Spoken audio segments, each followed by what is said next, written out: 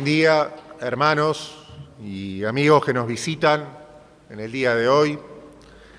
El mensaje que tenemos para compartir se titula Una boda increíble con un invitado creíble.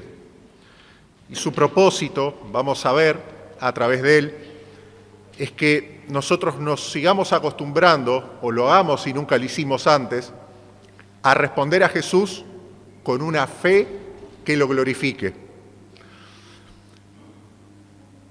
Existen en distintas culturas distintas formas o tradiciones en cuanto a cómo se celebra una boda. Algunas tradiciones que vienen de siglos, algunas de milenios, y que va cambiando de país en país o de lugar en lugar.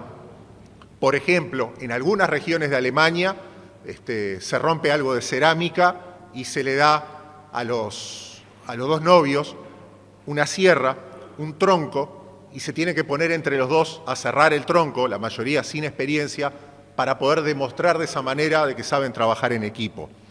También hay una costumbre, por ejemplo, en Grecia, el mismo día del casamiento, el novio tiene que estar bien afeitado, o sea, así no. Y se acostumbra de que el mejor amigo de él lo afeite con extremo cuidado para que realmente le quede la piel tersa y no se le note nada. E incluso la suegra o la futura suegra de él va a ir a examinar después y ver que realmente el muchacho, su yerno, está correctamente afeitado.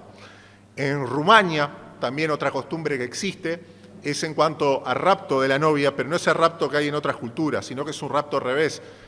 Se la raptan al novio de alguna manera, la esconden en algún lugar secreto y le dejan pistas al novio o prendas que tiene que cumplir para intentar encontrarla. Y tiene que él, prendas son cosas que a veces tiene que hacer y, bueno, pasar vergüenza en público o comprar alimentos o alguna bebida, algo que le pida generalmente la familia de la novia. Muy llamativas dentro de todas esas tradiciones tenemos las tradiciones de los judíos modernos, tradiciones que conocemos hoy, que son bastante elaboradas, desde la costumbre, por ejemplo, del novio, no la ven en la semana previa, en el caso sobre todo de los judíos ortodoxos, ¿no? No la ven la semana previa a la novia, cuando la ve por primera vez le pone un velo y la tapa, en señal de respeto parece. Después, cuando finalmente se van a casar delante del rabino, a veces entre los ortodoxos ella da 7 vueltas alrededor de él, como una memoria de lo que fue la caída de Jericó, parece que viene por ese lado. Y la costumbre más conocida de pisar la copa también, romper algo de vajilla para mostrar de que, esto se rompió el pasado y ahora no hay forma de dar una marcha atrás, ¿está bien? Esas últimas costumbres que estamos comentando y que tienen los judíos ortodoxos, no sabemos bien desde cuándo comenzaron. Lo más probable, dicen los historiadores, que en tiempos bíblicos esas costumbres no estaban, eran menos elaboradas, cuando todavía funcionaba el templo y la mayoría de los judíos no estaban en la diáspora, no se acostumbraba a eso. Después se fue desarrollando. Acerca de las bodas, en tiempos bíblicos tenemos una que es emblemática y que les voy a estar invitando a repasar o a descubrir hoy, que está en el Evangelio de Juan, capítulo 2. Evangelio de Juan, capítulo 2, versículos 1 al 11. Quizás la boda, como experiencia histórica, la más conocida en la Biblia o la más recordada, en el Evangelio de Juan, el cuarto Evangelio en el Nuevo Testamento, capítulo 2, versos 1 al 11. Juan 2, del 1 al 11. Aquellos que tienen Biblia lo pueden seguir, si no, lo voy a leer, que dice así: Al tercer día hubo una boda en Caná, un pueblo de Galilea. La madre de Jesús estaba allí y Jesús y sus discípulos fueron también invitados a la boda. Se acabó el vino y la madre de Jesús le dijo: «Ya no tienen vino». Jesús le contestó: «Mujer, ¿por qué me dices esto? Mi hora no ha llegado todavía». Ella dijo a los que estaban sirviendo: «Hagan todo lo que Él les diga». Había allí 6 tinajas de piedra para el agua que usan los judíos en sus ceremonias de purificación. En cada tinaja cabían de 50 a 70 litros de agua. Jesús dijo a los sirvientes: llenen de agua estas tinajas. Las llenaron hasta arriba y Jesús les dijo: ahora saquen un poco y llévenselo al encargado de la fiesta. Así lo hicieron. El encargado de la fiesta probó el agua convertida en vino sin saber de dónde había salido. Solo los sirvientes lo sabían, pues ellos habían sacado el agua. Así que el encargado llamó al novio y le dijo: todo el mundo sirve primero el mejor vino, y cuando los invitados ya han bebido bastante, entonces se sirve el vino corriente, pero tú has guardado el mejor vino hasta ahora. Esto que hizo Jesús en Caná de Galilea fue la primera señal milagrosa con la cual mostró su gloria y sus discípulos creyeron en él. En este relato vemos 3 respuestas de fe que debemos dar delante de Cristo para que Él sea glorificado. Vamos a ver de qué forma Jesús muestra su gloria y vamos a ver de que Jesús muestra mejor su gloria cuando nosotros pensamos y actuamos de esta manera. En primer lugar, cuando creemos en su capacidad. En segundo lugar, cuando creemos lo que Él manda. Y en tercer lugar, cuando creemos en Él mismo, cuando respondemos en fe a su capacidad, a lo que Él manda y cuando respondemos en fe a Él mismo. Vamos a ver, en primer lugar, qué importante es creer en la capacidad de Jesús para hacer las cosas.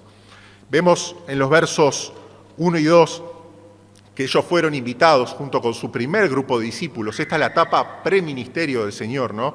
Antes de que formalizara cuáles eran los apóstoles, tenía su pequeño grupo de discípulos, después los va a reunir de vuelta, en Caná de Galilea, un pueblo próximo a Nazaret, muy pequeño, estamos hablando de unas pocas familias, así que seguramente está invitado casi todo el mundo de Caná y casi todas las personas también de Nazaret. Casi todos eran familiares, vecinos, conocidos de toda la vida. Y así que estarían todos invitados, se pueden imaginar, un casamiento oriental que podía llegar a durar una semana. La fiesta, ya la etapa que está, la fiesta tenía distintas etapas, hay distintas interpretaciones, pero era la etapa final, cuando ya estaban todos en la casa del novio. Estaban invitadas todas las familias. Y la imagen que daba el novio y que daban su familia era bastante importante. Sigue siendo hasta el día de hoy, pero en ese momento también. Ahí tenían que mostrar en la boda sus recursos económicos, su capacidad de sostenerla a la esposa, de sostener la nueva familia y también su capacidad de administrarse y de organizarse bien. O sea, si llegaba a faltar alguna cosa en esa boda, iba a haber un problema. Ahora, en el verso 3 nos dice que la madre de Jesús seguramente estaba ayudando a servir y por eso fue de las que se enteró primero, tuvo esa información privilegiada desde la cocina, desde la despensa, cuando viene y le dice a Jesús, mirá que se quedaron sin vino. Va y le plantea a él que Jesús estaba en calidad de invitado nada más. Y la respuesta que le da a él en el verso 4 le dice: ¿qué tienes conmigo, mujer? Merece ser analizada y estudiada porque llama bastante la atención. Primero, que le diga mujer no era una forma irrespetuosa, pero como es áspera hoy, era bastante áspera para la madre en la época también. Y la expresión esa que tienes conmigo, depende de la traducción que tengan, es una expresión que tienes conmigo, no ha llegado mi hora, que aparece en otros episodios de los evangelios, en boca de otros, aparece que generalmente es como una especie de reproche o de reclamo, como diciendo, ¿por qué me estás apurando? ¿Por qué me estás llevando a una situación límite? ¿Por qué querés que este sea mi final? Algo así es la expresión. Y él le hace esa pregunta, después viendo todos los evangelios podemos entender también de que Jesús administraba bien los milagros que él hacía. Cuánta publicidad se le daba, cuánta difusión iba a tener ese milagro, porque una de las cosas que, por varias razones, pero una de ellas era que no quería adelantar el momento en que sus enemigos se levantaran y lo mataran. Tenía que completar todavía su ministerio terrenal, preparar a los apóstoles, recorrer toda la tierra que él tenía que recorrer. Entonces, el tema de los milagros públicos, Jesús generalmente trataba de irle poniendo paños fríos, irlo manejando. No por nada, después de hacer este milagro, si siguen leyendo, descubrimos de que se fueron de ahí. Se fueron, estuvieron unos días y después desaparecieron porque no querían llamar demasiado la atención ni para bien ni para mal. Y al final fue un milagro semipúblico. Los que realmente lo vieron fueron, supieron la madre, los discípulos, los que hicieron lo que él les pidió, y después quizás se difundió un poco más, pero no fue muy público. Ahora, vamos al verso 5, y él de todos modos da instrucciones, decide ya responder, y por eso es que ahí María le dice a los que servían, hagan todo lo que él les pide. En su misericordia Jesús sí se puso a trabajar. Es interesante de que este pasaje, que a veces es mal utilizado, se utiliza en algunos lugares, para decir, por ejemplo, que María es intermediaria delante de Jesús, de que ella va y le presenta los problemas de la gente y él, de mala gana o en forma gruñona, puede contestar. Sin embargo, leyendo toda la Biblia, todo lo que enseña la Escritura acerca del único mediador que tenemos, que es Cristo, vemos de que esto no es así, y que si bien María, justamente la Madre del Señor, está en la gloria, está como cualquier otro santo en la gloria, disfrutando de las bendiciones, no está atenta ni trabajando a favor de las personas. Ahora, la invitación es aquel que quiere o de todas maneras entiende que él tiene que recibir algo de María, y lo invitamos entonces a que reciba esta palabra, que fue la que ella le dijo a los que servían. Hagan todo lo que les diga. Recibamos eso de María entonces, en la invitación de ella a prestar atención y de seguir a Jesús. ¿Y por qué María dijo esto? Porque María creía en la capacidad de Jesús. Lo había tenido en forma milagrosa, las apariciones del ángel, después los ángeles a los pastores, la visita de los magos de Oriente, las profecías que hubo cuando lo presentaron en el templo del Señor y otros acontecimientos de la infancia de Jesús. Era toda la información que tenía María para saber y recordar realmente quién era su hijo. O sea, creía en la capacidad que tenía Jesús, recordaba cómo era eso. Y entonces es importante que en eso nosotros también sigamos el ejemplo de María y tengamos memoria de las cosas que Dios ya viene haciendo en nuestra vida y creamos en la capacidad de Jesús de obrar y de hacer mucho más de lo que podemos imaginar. Por ejemplo, Hebreos capítulo 11 dice que cualquiera que tiene fe realmente va a creer que Dios existe en primer lugar y va a creer de que Él recompensa a los que le buscan. ¿Está bien? Así que tenemos eso. Tenemos que creer en la capacidad de Jesús de hacer las cosas como creyó María. Ahora podemos preguntarnos también, ¿es suficiente con creer en lo que Jesús es capaz de hacer? Esta enseñanza nos invita a dar un paso más allá, y es a creer no solo en su capacidad, sino creer en lo que Él manda, en lo que Él nos ordena. Observemos el verso 6, justamente. Dice que había 6 tinajas de piedra. Se puso en campaña Jesús, ¿no? 6 tinajas de piedra. Eran recipientes de agua para lavarse. Y, depende de la versión, dice que llevaba 2 a 3 cántaros, aunque pueda parecer otra cosa ahí, de barro. ¿Qué pasa? El cántaro de barro, una capacidad, tenía 20 y algo de litros más o menos, y era lo que con bastante esfuerzo podía cargar una persona yendo desde el pozo más cercano en la aldea hasta la casa. Está bien, y a su vez vaciaba 2 o 3 cántaros de esos de barro dentro de la tinaja de piedra. Una tinaja de una capacidad de unos entre 50 y 70 litros, o sea, como un calefón grande más o menos. Y a su vez esas 6 combinadas, esas 6 tinajas, teníamos entre 300 y 500 litros de agua, que es la capacidad de un tanque doméstico de casa, de los que va generalmente en la azotea, más bien pequeño, no muy grande. Era el depósito de agua de la familia, para todo lo que tenía que ver con, más que para tomar, podía ser para tomar, pero sobre todo con lo que tenía que ver para su limpieza, para su higiene. Y toda esa cantidad de agua fue la que Jesús convirtió en vino. Mucha cantidad que daba para cubrir lo que tenía que hacer en la fiesta. ¿Y por qué todo lo de la tinaja de piedra? Ahora vamos a ver por qué los cántaros de agua, por qué los sirvientes. La clave está en el verso 7, justamente, cuando Jesús le dice a los sirvientes, llenen de agua esas tinajas, llenen de agua esas tinajas. Y ellos las llenaron hasta el borde, las llenaron hasta arriba. Jesús quiso involucrar a los sirvientes. Ellos tuvieron que trabajar en el milagro que le estaba haciendo. Tuvieron que ir a traer el agua y obedecieron. aunque era algo sin sentido. El ministerio de Jesús, recordemos, en esta etapa estaba comenzando. Él no tenía antecedentes de milagros públicos. Así que los sirvientes actuaron por fe. Creyeron lo que Jesús les estaba mandando hacer y fueron y lo hicieron.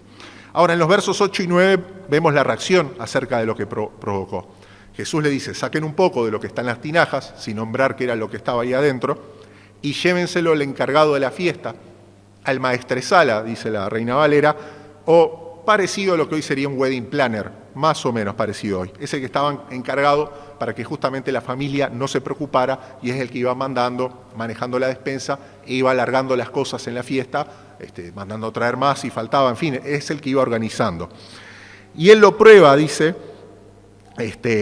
probó el agua convertida en vino, dice en el verso 9, no sabía dónde había salido, los sirvientes sí, pero se callaron por miedo a que los rezongaran, ¿no? Porque estaba bajo las órdenes de él. Y el encargado entonces, medio molesto, llama al novio, lo llama, ¿no? Naturalmente, y lo reprende, porque era el trabajo de él. A ninguno de nosotros nos gusta que se nos metan en nuestro trabajo, ¿no? Y nos digan cómo lo tenemos que hacer, y menos personas que no conocen del tema. Y él lo reprende al novio, dentro de lo que se puede reprender a alguien que está recibiendo un sueldo, no lo podía reprender mucho, y le explica y le dice las cosas básicas. Le dice, mirá, todo el mundo, verso 10, sirve primero el mejor vino, y después cuando ya bebieron bastante los invitados, entonces se sirve el de mala calidad, el corriente, el barato. Era una técnica, una costumbre, por supuesto no era un mandamiento bíblico, era una costumbre de la época que justamente a la gente en el momento que recién llegaba a la fiesta estaba como hoy, estaba observando cómo estaba vestido, cómo era esto, mirá las mesas, mirá que lo otro, uy, mirá esa corbata que se trajo que no combina, ¿no? Es la parte más crítica al comienzo de la boda. Entonces en ese momento le ponían, tanto de bebida como de comida, los productos de mejor calidad a las personas.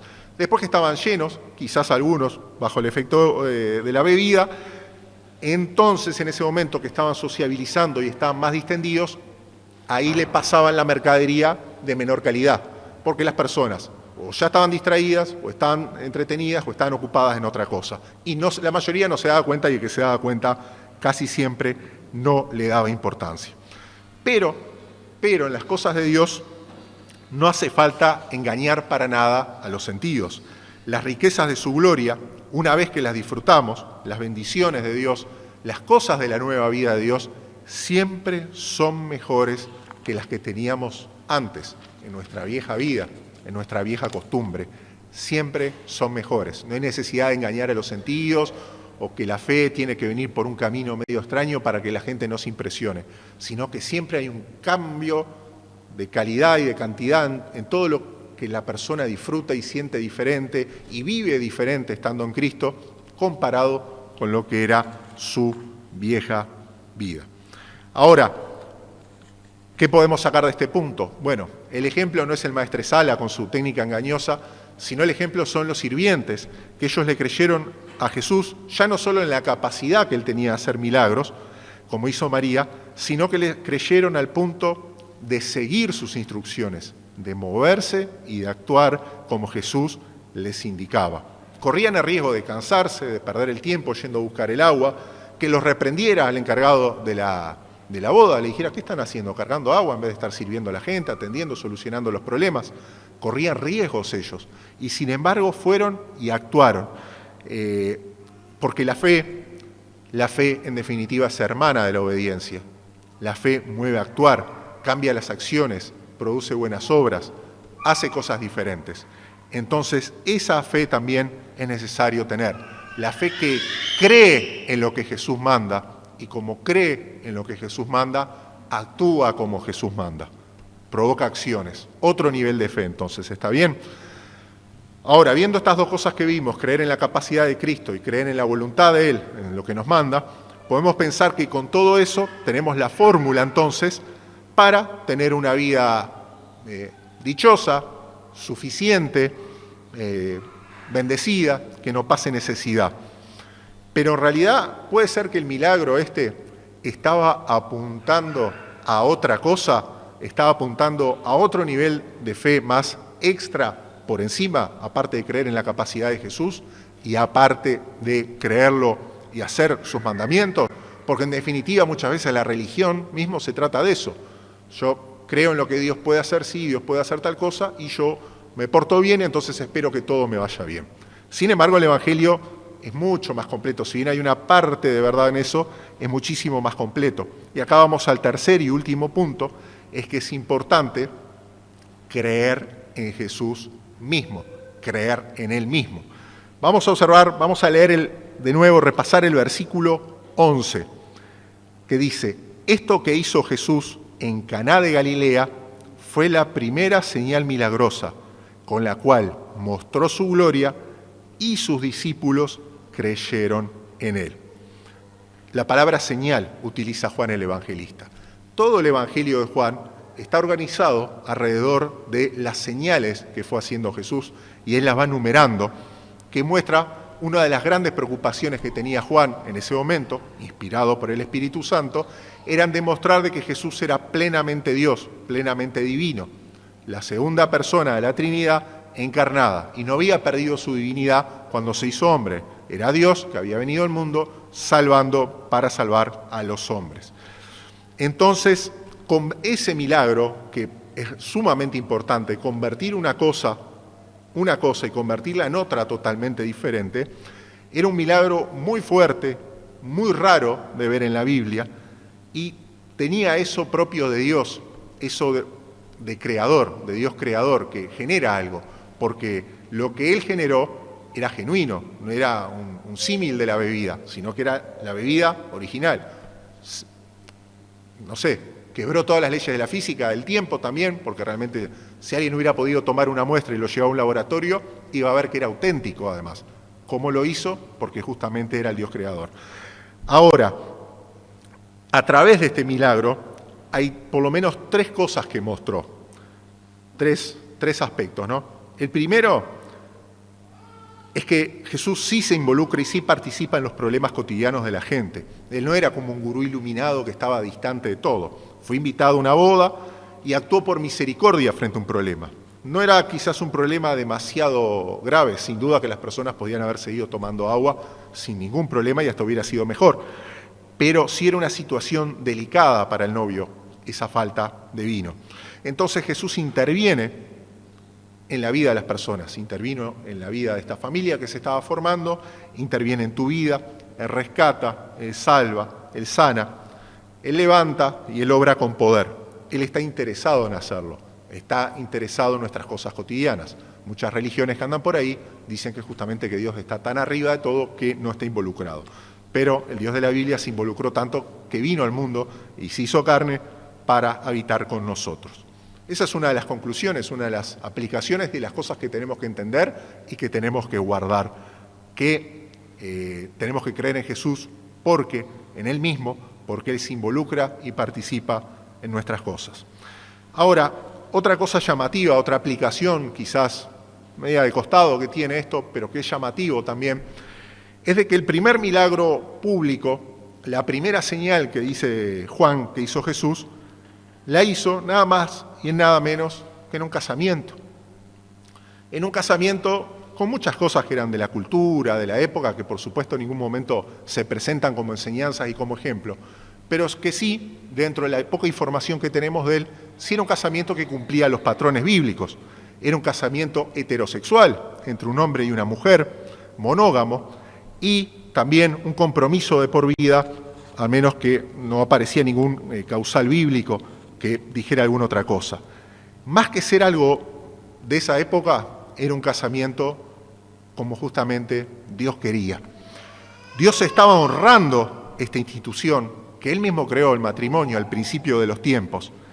Si bien es cierto que los matrimonios y la forma en que se dan las bodas van cambiando con el tiempo, y es cierto que va cambiando, por ejemplo, cómo se involucra el Estado, en esa época se involucraba mucho menos que ahora, va cambiando de país en país, incluso hoy hay diferencias en cómo se vive o cómo se entiende de que un matrimonio está casado. Sin embargo, es importante destacar, por todo el contexto, que este matrimonio que hubo en Caná de Galilea era la máxima expresión de compromiso y entrega que esa cultura y ese tiempo y esas circunstancias permitían. Repito, era la máxima expresión de compromiso y entrega que esa cultura, ese tiempo, permitía. Pero no había registro civil, bueno, pero era la máxima expresión que había en ese momento.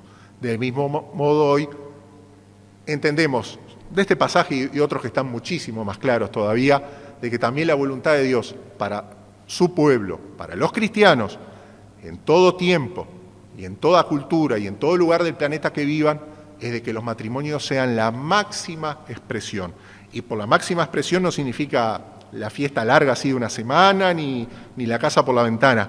Sí significa de que realmente se vea y sea genuinamente una entrega completa, una entrega solemne, una entrega vulnerable, porque cuando uno se entrega en matrimonio se hace vulnerable, una entrega arriesgada, pero en definitiva una entrega gozosa, una entrega en fe a lo que Dios hace en medio de una familia y puede hacer en medio de una familia. ¿Era una situación ideal? Para nada. Faltó el vino. Acá había un problema. Ya arrancó el matrimonio con un problema. Faltaba dinero, es una de las opciones. Faltaba comunicación. No se entendieron. Comprar tanto, las tinajas, no sé cuánto. Un problema de comunicación. Había un conflicto incluso. Un conflicto dentro de la familia. Algo pasó. Algún problema había. O sea, ya arrancó con problemas. Pero es propio de un mundo caído. De todas maneras, esta pareja, de todas maneras, se estaba casando. Y habían invitado a Jesús a su boda. Jesús estaba presente en su boda. Eso hacía la diferencia. ¿Está bien? Ahora, ¿qué pasa? Podemos pensar, ¿no? Ya vemos entonces de que creer en Jesús implica creer de que Él se involucra en los problemas cotidianos de la gente. Relacionado con eso, ver cómo Él honró su primer milagro, lo hizo en un matrimonio, en una boda.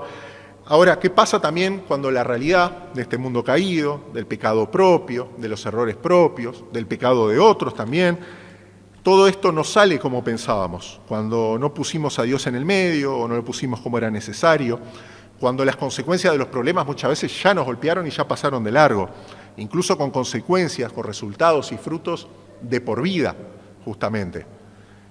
¿Qué es lo que puede pasar en este caso? Ahí termina todo. A veces hay distintas experiencias o distintas formas en que vemos que el vino se termina en la boda. Se terminó el vino. O sea, se terminó alguna cosa que uno, no el vino literal, pero se terminó algún beneficio, alguna tranquilidad, alguna cosa que uno daba por sentado, que disfrutaba. Mirá, la seguridad laboral, la buena salud. De golpe un día se cortaron esas cosas. Eran cosas que en definitiva provenían de Dios, porque todas cosas buenas provienen de Dios. El pecado a veces vemos que nos alcanzó y a veces deja severas marcas en nuestra vida. Y acá entonces vamos a una tercera y última aplicación acerca de creer en Jesús mismo, que es la buena noticia justamente. Es la forma y el simbolismo del milagro de Jesús apunta a necesidades más profundas y a verdades más elevadas que la boda y que eventos sociales, porque en definitiva el fin último del ser humano no es tener una familia hermosa, no es que le vaya bien en esto, no es que le vaya bien en aquello otro, sino es algo que trasciende por encima de eso y que responde a la misericordia y a la gracia de Dios que nos rescata aún de los errores, aún de las cosas mal hechas.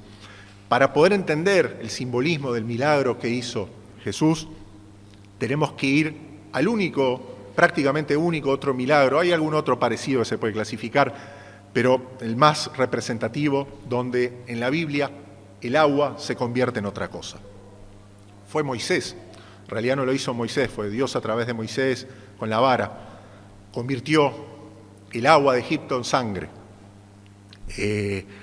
Incluso dice en Éxodo 7, capítulo 7, verso 19, que en las tinajas de piedra, parecidas a esta misma que participaron en el milagro de Jesús, no solo el agua corriente, sino el agua que estaba en las tinajas de piedra se convirtió en sangre y la gente no podía beberla. ¿Está bien? Era una señal de juicio que Dios estaba mandando sobre Egipto para sacar a Israel. Y aparece en Apocalipsis, capítulos 11 y 16, aparece de vuelta de que en los últimos tiempos volvería a ocurrir algo similar. Pero, mientras tanto, entre Moisés y Egipto, y en particular desde Jesús para acá, y hasta antes de los últimos tiempos, o de que pasen todas estas cosas, nosotros tenemos esta esperanza, que en vez de Jesús haber convertido el agua en sangre para juicio, lo convirtió en vino, símbolo de la sangre del pacto, que no es repugnante, sino, como dijo el maestre Sala, parece que le gustó. Muestra justamente y representa el fruto de lo que Dios fue trabajando y sembrando en su plan para redimir a la humanidad desde el principio. Y esa agua, convertida en la sangre del nuevo pacto, ahora vamos a ver qué es lo que se te ofrece, si no lo has bebido aún, a vos, para recibirlo por medio de la fe. Representa el Evangelio, esas buenas noticias del Hijo que vino a rescatarnos. En otras ilustraciones Jesús lo utiliza cuando habla del vino nuevo. También representa el Espíritu Santo, el Espíritu de Dios, que viene a la vida de aquellos que creen en Él por la fe. Ya no solo creen en su capacidad de Jesús, no solo creen en sus mandamientos, sino que creen en Jesús mismo. Eso es lo que representa. No por nada también la Biblia advierte, no se emborrachen, sino que sean llenos del Espíritu Santo, Efesios 5:18. Y esa sangre del nuevo pacto, que sobre todo se va a ver en la última cena, comenzó esta fiesta con los discípulos y terminó en una cena con los discípulos, Jesús cambia esos recipientes. Fíjense que lo que recién leímos eran recipientes que se utilizaban para la purificación ritual de los judíos. Todas las religiones tienen necesidad de purificarse, la persona se tiene que lavar de sus pecados, tiene que compensar el karma, por ejemplo, tiene que peregrinar a no sé dónde, tiene que ir de rodillas hasta no sé dónde, tiene que lavarse a sí mismo. Y sin embargo, Jesús da un medio totalmente diferente que es su propia sangre. Por ejemplo, en Apocalipsis 7 dice de que Jesús nos amó y nos lavó de nuestros pecados con su sangre y ha limpiado las ropas, dice en el 7, las ropas de las personas que creyeron en Él con su propia sangre. En Colosenses 1 dice que por su sangre Jesús hizo la paz entre Dios y los hombres. En Romanos 3, en Romanos 5, dice que Jesús cambia la disposición de Dios y declara justos delante de Dios a los hombres por su propia sangre. En Hechos capítulo 20, en Efesios, Colosenses, dice que también Jesús rescató, compró, redimió a la iglesia por su propia sangre. Y que también en Hebreos 13, que Jesús nos limpió a nosotros, que somos su pueblo, por su sangre. Hoy el Señor Jesús te invita, si aún no lo has hecho, a que por medio de la fe no solo creas en su capacidad, no solo creas en lo que Él puede hacer, no solo creas en lo que Él manda en sus mandamientos, hagan esto y esto, que también es importante, sino que creas en Él mismo, que recibas, que participes del poder de su sangre, que creas por medio de la fe, te arrepientas de tus pecados si aún no lo has hecho y entregues tu vida a Él, que participes de las bendiciones de ese nuevo pacto, que recibas esa sangre que limpia, que aparta, que rescata, que salva y que también bendice y que también, cómo no, nos puede sacar de cualquier apuro. Haciendo esto quizás no tengamos una boda o el próximo evento de nuestra vida sea una cosa increíble, mirá lo que pasó, pero seguro que vamos a tener un invitado de lujo, seguro que vamos a tener un invitado creíble como solo puede ser Jesús mismo. Amén.